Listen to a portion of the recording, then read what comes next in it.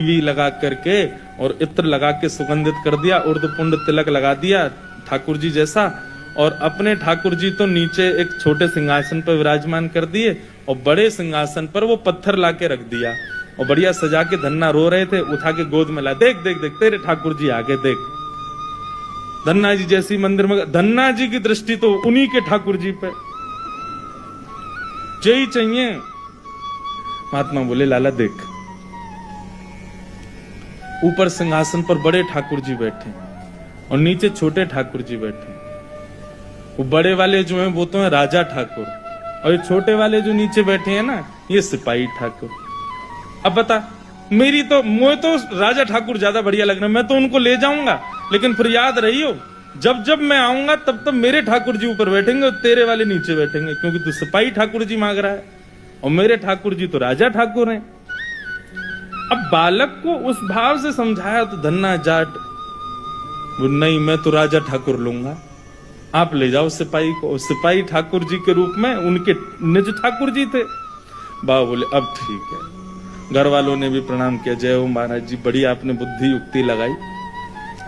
सबको लगा कि कंटक छूट गया, लेकिन यहां तो अब भक्ति प्रारंभ हुई थी धन्ना जी की। देखो, ठाकुर जी की सेवा के लिए जो व्यवस्था करते हैं, ठाकुर जी की सेवा के लिए अनुकूल समय की प्रतीक्षा करते हैं, उन लोगों के लिए प्रमाण है ये कथा। बाकी सेवा तो बाद की बात है। ठाकुर जी भी असली नहीं थे, धन्ना जी के सामान्य पत्थर था और धन्ना जी उनकी सेवा करते। रात भर मैया से कहते, मैया पूजा की सामग्री मंगाओ ना, मुझे ठाकुर जी की सेवा करनी है। मैया कहती सुबह मंगा दूंगी, सुबह पीछे पड़ जाते, शाम को मंगा दूंगी, शाम को पीछे पड़ जाते, सुबह मंगा दूंगी, रोज टाल देती। एक दिन धन्ना जी अनशन पे बैठ गए, नन्हे से, भोजन नहीं करें, दूध नहीं पीवे, पानी नहीं पीवे। अब तो ये कि रात में सोए भी नहीं, मैया से बस ये कहें पूजा की सामग्री मंगाओ, पूजा की सामग्री मंगाओ।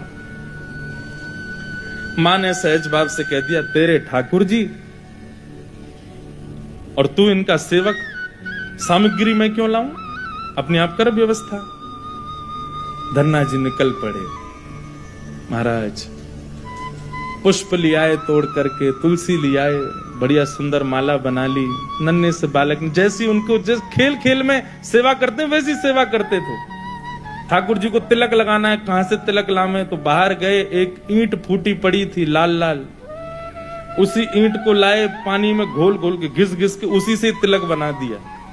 ईंट को घिस करके उसका तिलक श्री ठाकुर जी को लगाया। ऐसी सेवा करने लगे।